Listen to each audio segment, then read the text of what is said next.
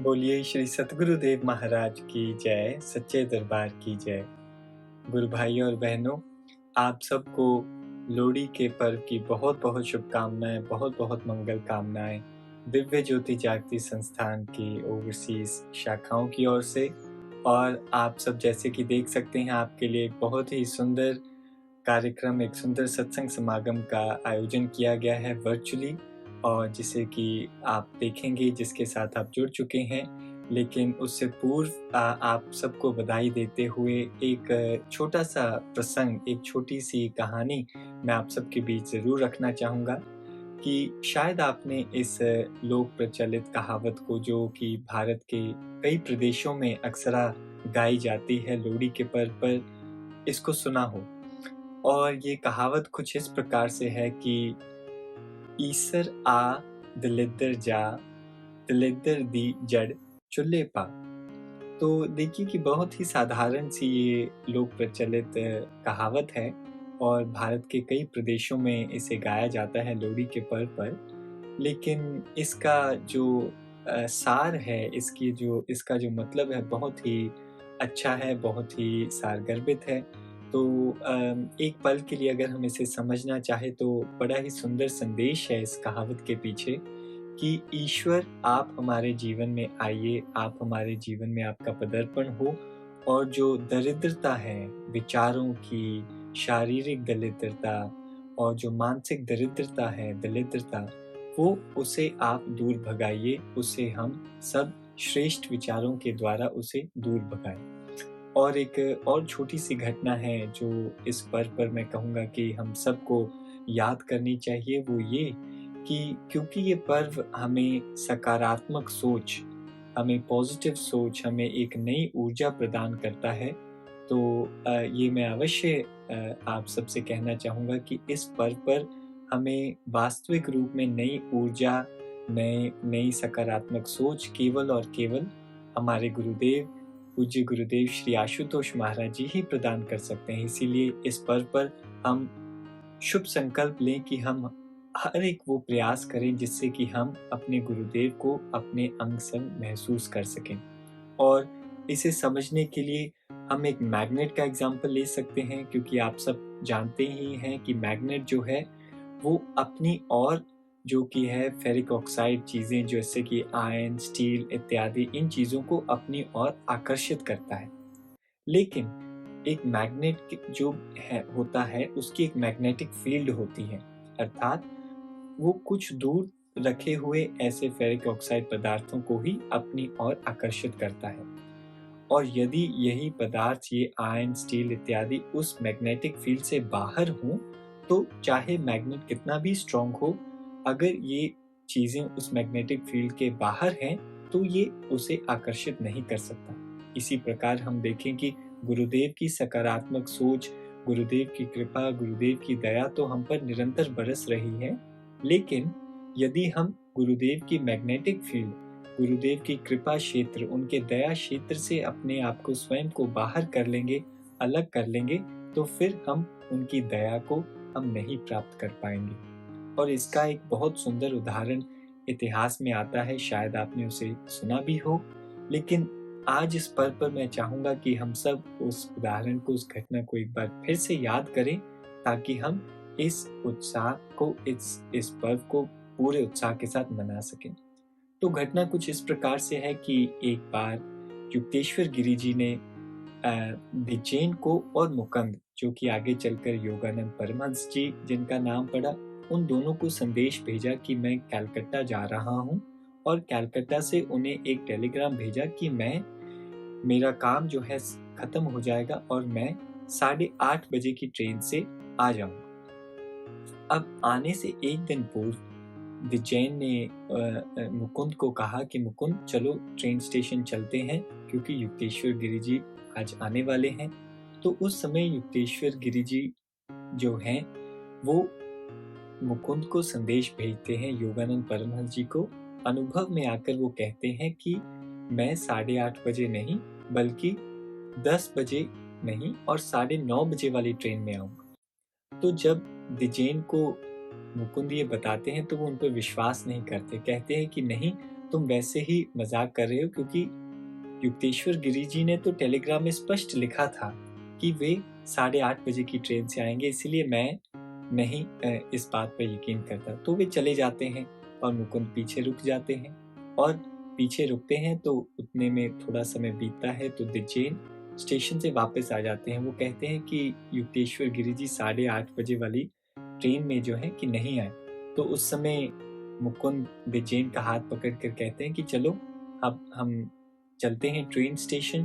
Train station पर युक्तेश्वर गिरी जी के आने का समय हो चुका है। तो वे दोनों फिर से जाते हैं, और जैसा कि मुकुंद ने कहा था बिल्कुल ठीक वैसे ही 9:30 बजे की ट्रेन आकर प्लेटफॉर्म पर लगती है। दिज्जेन मुकुंद की ओर देखते हैं, और क्या देखते हैं कि देखते ही देखते युक्तेश्वर गिरी जी उस ट्रेन से बाहर निकल आते हैं, और वे दोनों उनका स्वागत करते हैं। और जब वे दोनों उनको चरण प्रणाम करते हैं तो युक्तेश्वर गिरी जी दिज्जेन को कहते हैं कि दिज्जेन, मैंने तुम्हें भी संदेश भेजा था, क्या तुम्हें मेरा संदेश नहीं मिला?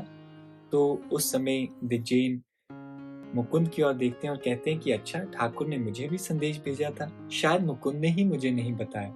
तो उस समय उसके उनके मन के विचारों को पढ़ते हुए युक्तेश्वर गिरी जी कहते हैं कि नहीं, मैंने मुकुंद को नहीं, मैंने तुम्हें भी अलग से भी संदेश भेजा था, डायरेक्ट तुम्हारे लिए, बिल्कुल तुम्हारे लिए, लेकिन तुम उस संदेश को पकड़ नहीं पाए। तो उस समय दिज्जेन को बहुत गिलानी होती है, और वे मन ही मन सोचते हैं कि ऐसा कैसे हो गया कि अगर गुरुजी ने मेरे लिए संदेश भेजा और मैं उसे पकड़ नहीं पाया। तो वे चिंतन मनन करते हैं, और फिर उन्हें पता लगता है कि शायद मैं ही गुरु के संदेश से, उनकी संदेश की परिधि से अपने आप को बाहर कर लूं। इसीलिए गुरु भाई और बहनों, ठीक ऐसे ही हमारे साथ भी कभी कभी होता है। हम देखें कि चारों ओर एक पैंडेमिक की सिचुएशन है, और हम कभी कभी अपनी दिनचर्या में, अपनी मेंटल परिस्थितियों में, अपने सांसारिक कार्य क्रियाकलापों में हम गुरुदेव की जो कि है उनकी दया की परिधि, उनकी कृपा की परिधि से अपने आप को बाहर कर लेते हैं, और फिर दोष गुरुदेव पर लगाते हैं। लेकिन ऐसा नहीं है। इसीलिए इस पल पर हम प्रार्थना करें गुरुदेव के चरणों से कि जैसे मैग्नेट की मैग्नेटिक फील्ड होती है, ऐसे ही गुरुदेव जो आपके कृपा क्षेत्र है, जो आपकी कृपा फील्ड है, आपकी जो दया फील्ड है, हम उससे कभी बाहर ना जाएं, और आपके चरणों के नजदीक रहकर हम आपके कृपा क्षेत्र में बने रहें। तो आइए गुरु भाई और बहनों, इन्हीं विचारों के साथ इस कार्यक्रम को आगे लेकर चलते हैं, और बड़े ही उत्साह के साथ इस कार्यक्रम में हम सब जुड़ते हैं और इस कार्यक्रम का लाभ उठाते हैं। तो बोलिए सद्गुरु श्री आशुतोष महाराज की जय, सच्चे दरबार की जय।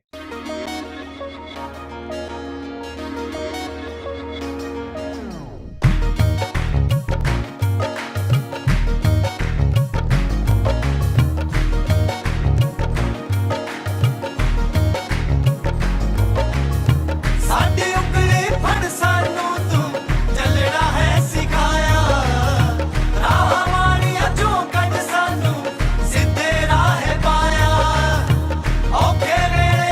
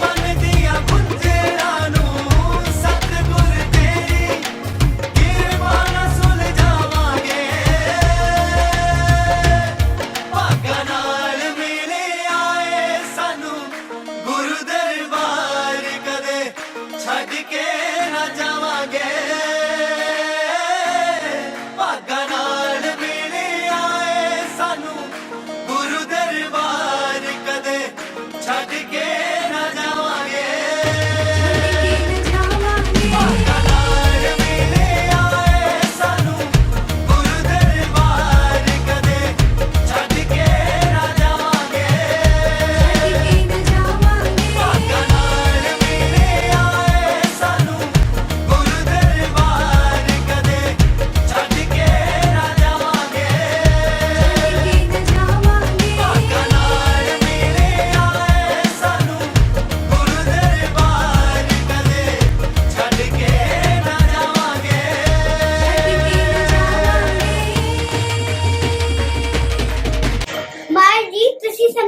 छट के नहीं जा सर कदी की नहीं।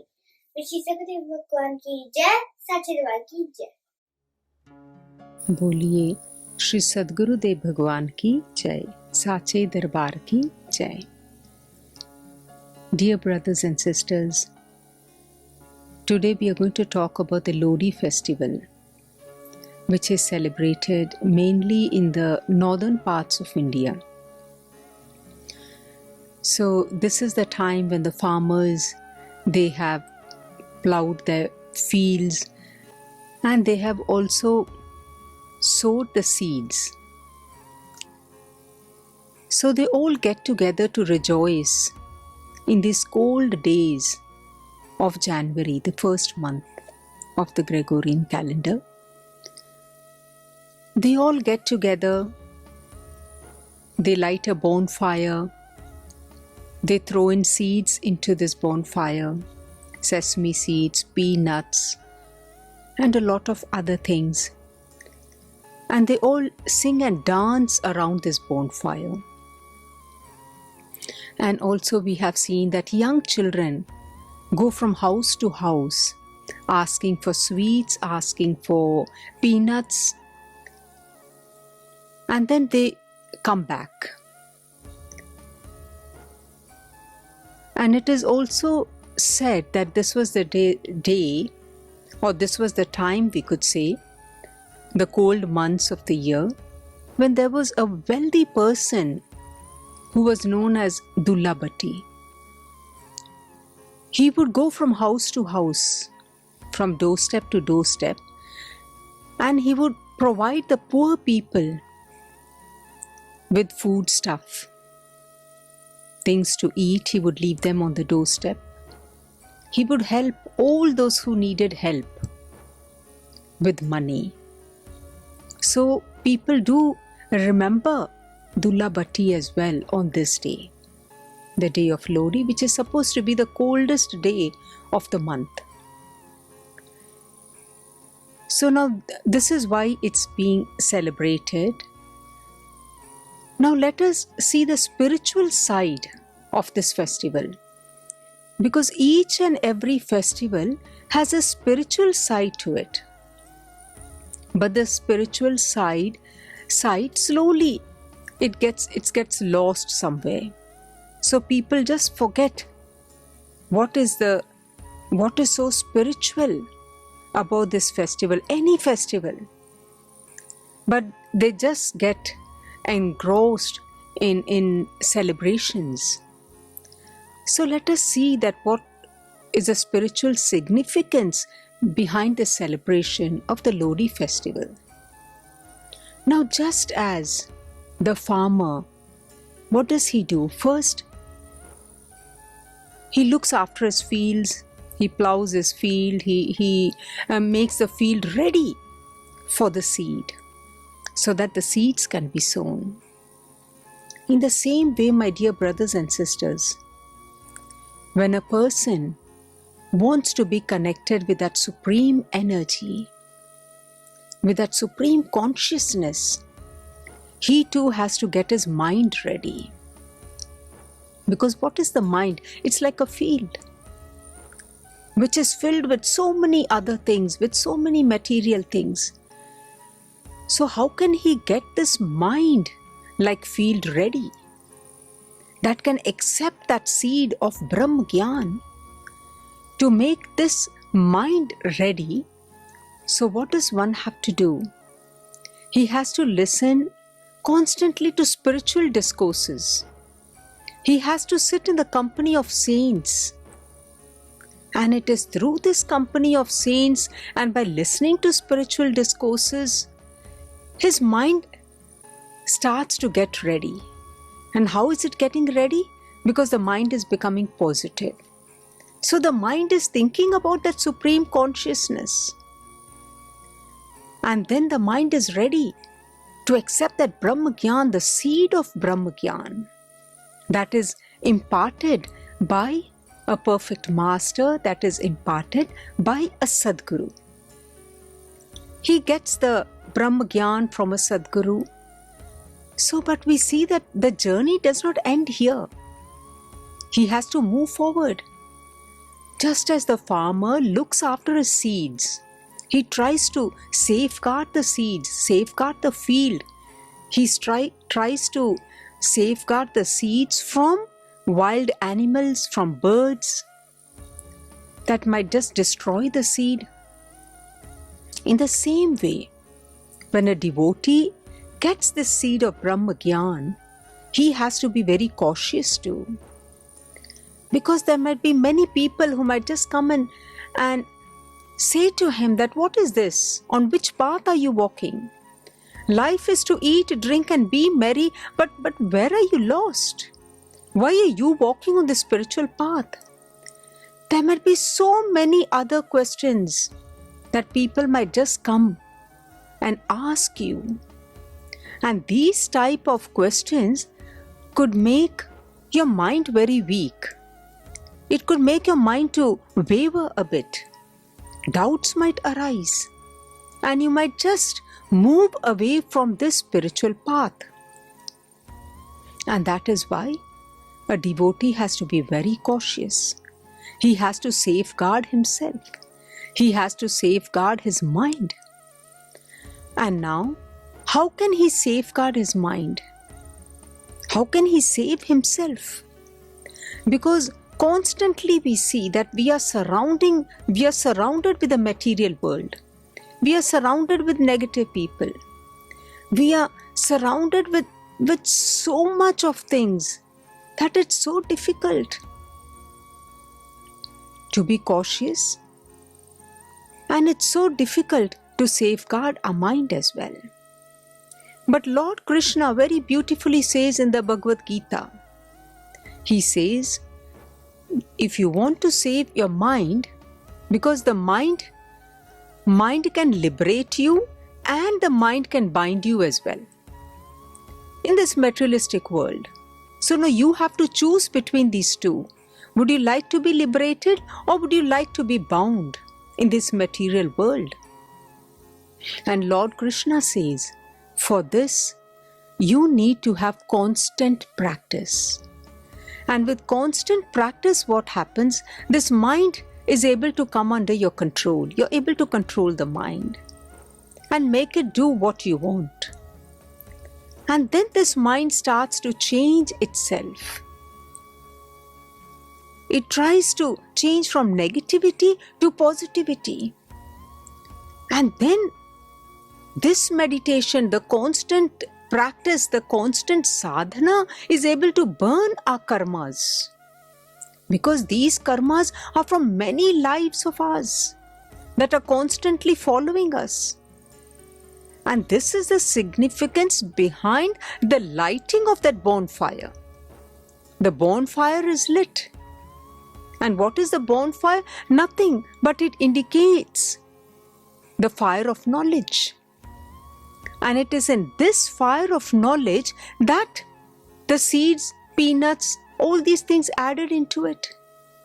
So this indicates that in the fire of knowledge, when we are constantly meditating, what happens? We are able to burn those karam sanskaras of ours that are following us. We are able to burn them. These seeds are nothing that are thrown into the fire. It reflects that in the same way we can burn our karam sanskaras as well. When we constantly meditate, we try to meditate and think of that Supreme Lord. And it is in this fire of knowledge that we can control all the emotions that we have within us, the emotions, the passions, the anger, the jealousy, hatred. There is so much that is there within us, the negative qualities that are there within us. So these negative qualities can change into positive qualities. And what are the positive qualities? Positive qualities are love, compassion for one another. And where we want to help each other, it's not selfishness. The selfishness ends. We want to live for others. So these are the changes that come about in an individual once he follows this path of spirituality. And he can move from negativity to positivity. And this is what we all need today, my dear brothers and sisters. We all need to have a positive outlook towards this world, a positive outlook towards each and every person, a positive outlook towards ourselves as well. So instead of always thinking that, oh, I'm not able to do this, what shall I do? As you all know that in today's circumstances that are going around because of the COVID, so everybody is sitting inside. And we see that you all must be seeing the news as well, that lots of people are going into depression, are becoming negative, are becoming suicidal. And why? Because they're just sitting inside, they do not know what to do. But if you have something so great as this Brahma Gyan, you exactly know what to do. That we can make use of the time that we have in meditating. And what happens with the meditation? There are positive vibrations that emerge from within us, that can help us and that can help the surroundings as well. And this Brahma Gyan has been bestowed on us through His Holiness Sri Ashutosh Maharaji. And it is this Brahma Gyan that is helping us as well. So my dear brothers and sisters, let us not forget the spiritual significance behind this festival of Lodi. So while we all celebrate this festival, we all rejoice in it, let us also always think about the spiritual significance behind each and every festival that comes during the day. So now, I would like to wish everyone Happy Lodi. Keep safe, stay safe. बोले श्री सद्गुरुदेव भगवान की जय, साचे दरबार की जय।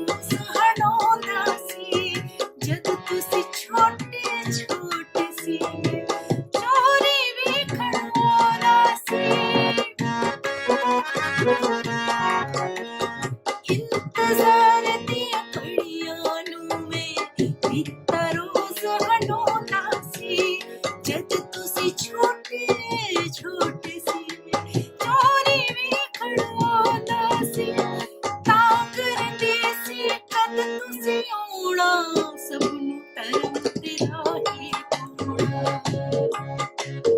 ਲੈਣ ਪਰੀਖਿਆ ਜਦ ਮੈਂ ਲੱਗਿਆ ਲੈਣ ਪਰੀਖਿਆ ਜਦ ਮੈਂ ਲੱਗਿਆ ਲੈਣ ਪਰੀਖਿਆ ਜਦ ਮੈਂ ਲੱਗਿਆ ਤੁਰ ਕੇ ਪੱਲਾ ਛੱਡ ਕੇ ਲੈਣ ਪਰੀਖਿਆ ਜਦ ਮੈਂ ਲੱਗਿਆ ਤੁਰ ਕੇ ਪੱਲਾ ਛੱਡ ਕੇ ਨਹੀਂ ਜਾਣਾ ਮੈਨੂੰ ਛੱਡ ਕੇ ਬਸ ਮੈਂ ਨਹੀਂ ਜਾਣਾ ਮੈਨੂੰ ਛੱਡ ਕੇ ਬਸ ਮੈਂ ਆਹੀ ਜਾਣਾ ਭੁੱਲ ਕੇ ਰੀਝਾਂ ਤੇਰਾ ਸਿੰਜਿਆ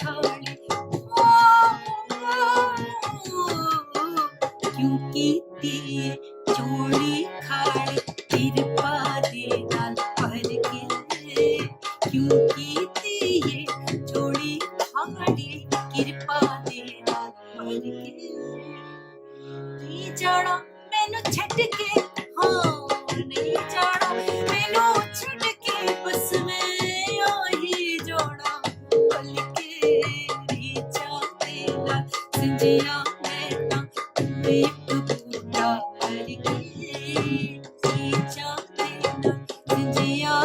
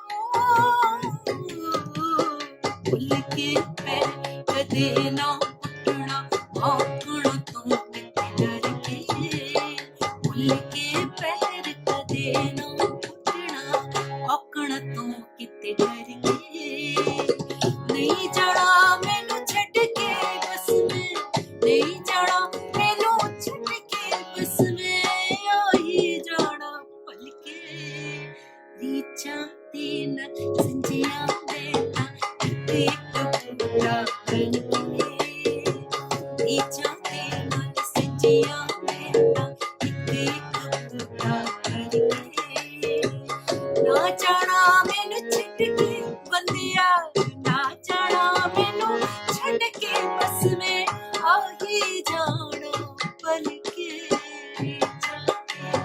संजिया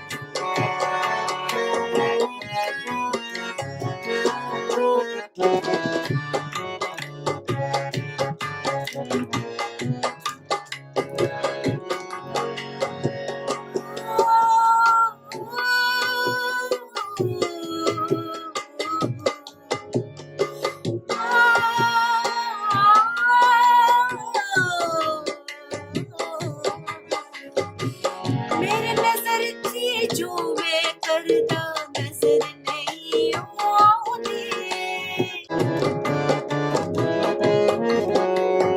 मेरे नजर थी जो मैं करदा नजर नहीं आउंदी नजर जो आंदी सब माया है जो बस मन पर आउंदी झूठी पर कुछ फस मत जाना ओह माया में ना रम जाना झूठी पर मुझ ना फस जाना मोह माया विच ना फस जाना जो भी करना आज ही करना जो भी करना आज ही करना छटना ना कित करते जो भी करना आज ही करना छटना ना कित करते ना जाना मैनू छड्ड के ना जाना मैनू छड्ड के बस में आही जाना पल के रीचा नाल संजिया बेटा किते टुकड़ा करके रीचा नाल संजिया बेटा एक टुकड़ा करके ना जाना मैनू छड्ड के बस में ना जाना मैनू छड्ड के बस में आही जाना पल के रीचा नाल संजिया बेटा एक टुकड़ा करके रीचा नाल संजिया बेटा सतगुरु श्री आशुतोष भगवान के परिवार के दिव्य ज्योति परिवार के सारे सदस्य अपनी अपनी जगह पर जहां जहां पर बैठे हैं सतगुरु महाराज जी का जयकारा लगाएंगे। सतगुरु महाराज जी की जय, सच्चे दरबार की जय, आशुतोष भगवान की जय। हे गोविंद, तू मेरा सब कुछ है, मेरा साजन है, मेरा मीत है, तू ही मेरा परिवार दे है, सब जगह तुम ही सहाय हो, मेरे मित्र हो, मेरे दोस्त हो। विद्वानों ने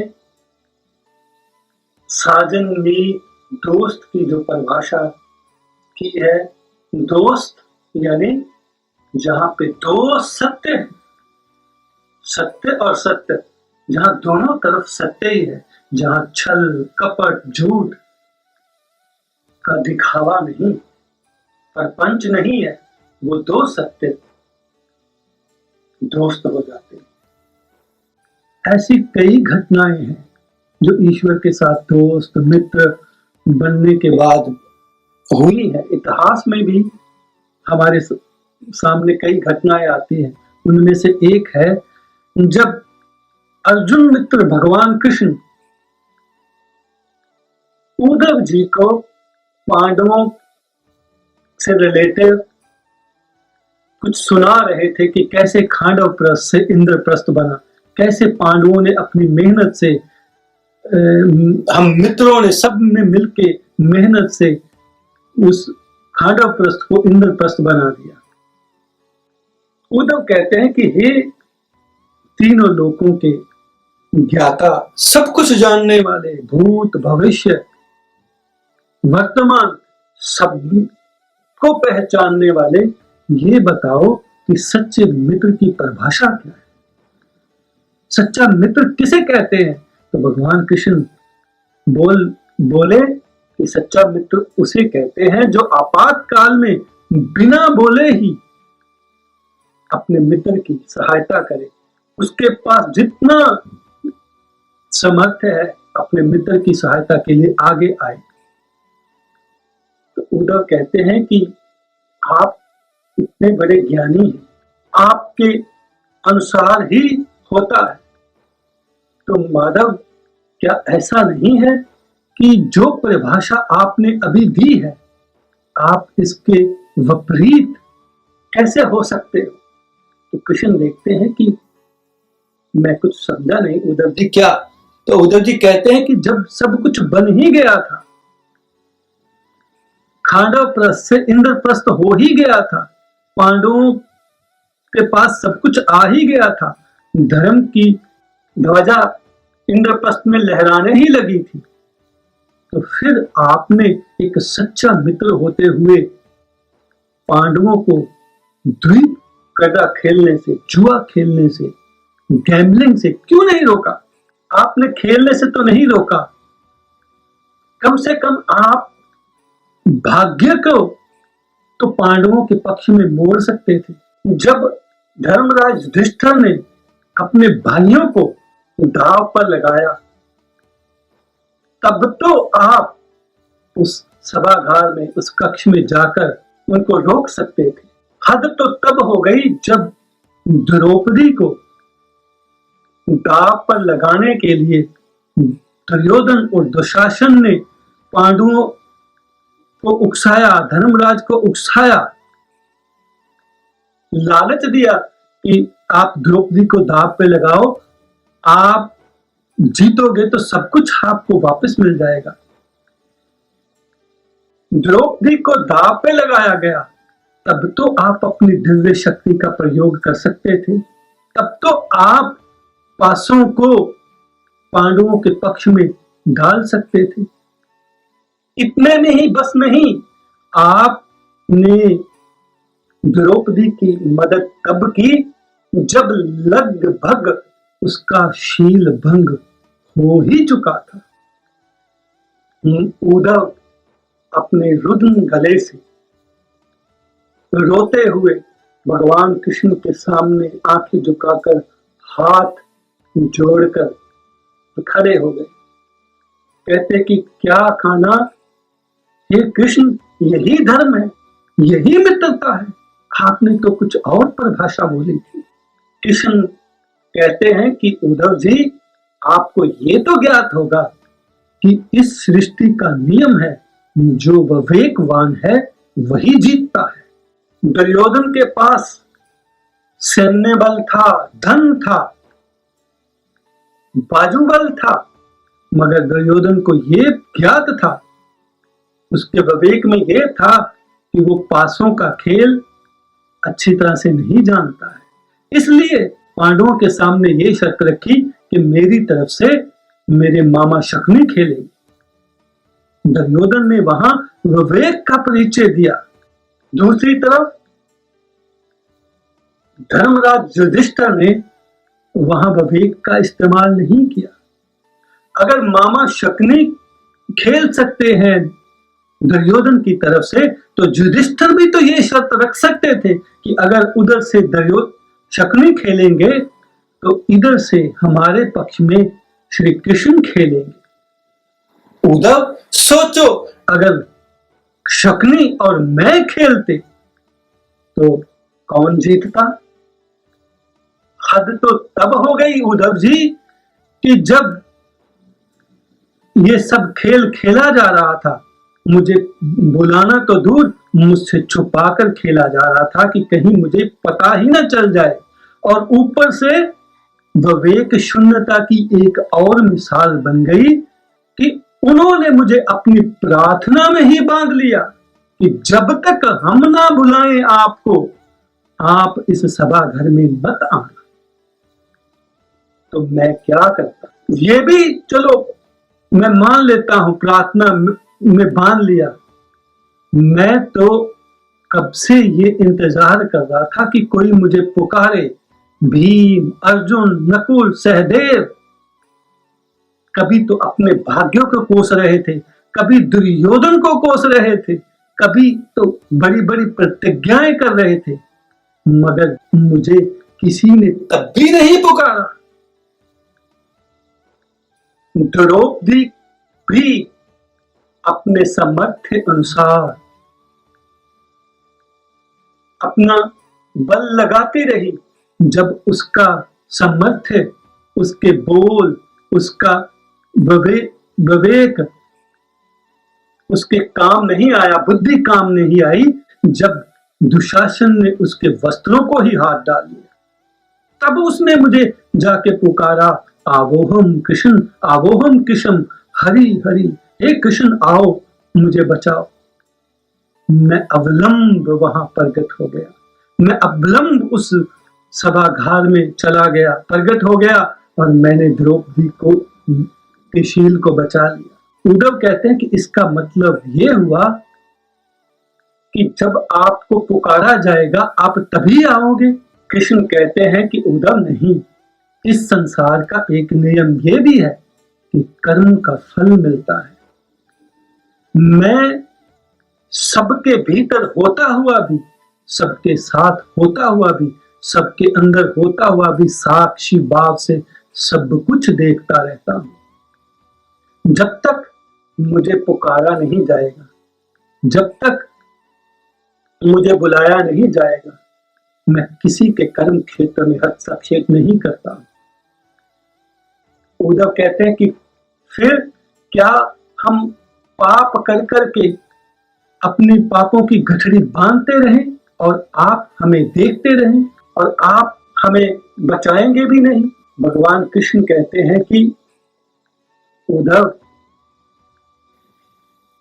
इस बात में ही एक सत्य छुपा हुआ है कि जब आप ये जानकर कर्म करोगे कि मैं आपके साथ हूं, मैं हर समय आपके साक्षी रूप में आपके भीतर हूं, आपको देख रहा हूं, आपको सुन रहा हूं, तो क्या आप ऐसे कर्म कर पाओगे?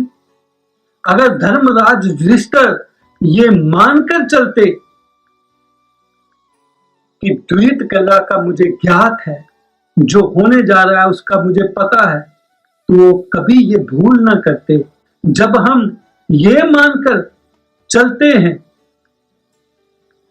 कि ईश्वर को तो पता ही नहीं मैं जो कर रहा हूं, मैं जो खेल रहा हूं, मैं जो सोच रहा हूं, मैं ईश्वर से तो दूर होके सब कुछ कर रहा हूं, तो बात वहीं पे बिगड़ जाती है। और जैसे ही हम ईश्वर के साथ जुड़कर कर्म करते हैं तो बात वहां पे बन जाती है। धर्मराज युधिष्ठिर और पांडवों की यही भूल थी कि उन्होंने अपने मित्र को साक्षी माना ही नहीं, ऊपर से प्रार्थना करके मुझे बांध दिया कि मैं वहां आऊं ही ना, उनके पास ही ना आऊं। सच्चा मित्र ईश्वर ही है, और ईश्वर को कभी भूल कर भी ये नहीं मानना चाहिए कि उससे कुछ छुपा कर हम कुछ कर सकते हैं। अपने उस मित्र से हम कुछ छुपा सकते हैं, हम कुछ छुपा के कर सकते हैं। सदा ही उसको साक्षी भाव से, उसको अनुभव में, उसको अपने साथ मानना चाहिए। सदगुरु सर्वश्री आशुतोष महाराज जी भी हमारे सब कुछ है, हमारे पास ज्ञान है, हमें पता है कि वो हमारे भीतर है, हर पल हमारे साथ है। हमें जो भी कर्म करने हैं, जो भी परिस्थितियों में हमें जाना है, जो भी निर्णय लेना है, महाराज जी के साथ जुड़कर महाराज जी को हर समय अपने पास, अपने साथ महसूस कर निर्णय लेना। कहा जाता है ना, इतिहास से हम सीख सकते हैं, मगर निर्णय हमें वर्तमान की परिस्थितियों के हिसाब से ही लेने पड़ते हैं। जो वर्तमान है उसी के हिसाब से हमें निर्णय लेने पड़ते हैं। और वर्तमान तो ये कह रहा है कि वो सतगुरु कृपा निधान, दया निधान हर पल हर समय हमें ये तो महसूस करवा रहा है कि वो हमारे साथ है, हमारे हर पल हमारे साथ है। और हम जिस जिस पल, अगर हम हर पल गुरु को अपने समक्ष मानते हैं तो हमारे जैसा धन्य भागी कोई नहीं है। और जिस जिस पल भी हम गुरु को अपने साथ मानते हैं, उस पल उनको महसूस करते हैं। मगर हमारी एक प्रॉब्लम वर्तमान की ये भी है, इस समय गुरु साक्षी रूप में, आत्मा रूप में, शब्द रूप में, प्रकाश रूप में हमारे पास तो हैं, हमारे साथ तो हैं, हमें सुन रहे हैं, हमें देख रहे हैं। मगर उनका वो प्रिय चेहरा, उनका वो प्रिय दर्शन, उनका वो लुभावने वाली मुस्कुराहट, जो हमें प्रत्यक्ष रूप में सालों साल मिलती रही, वो आज हमारे पास नहीं है।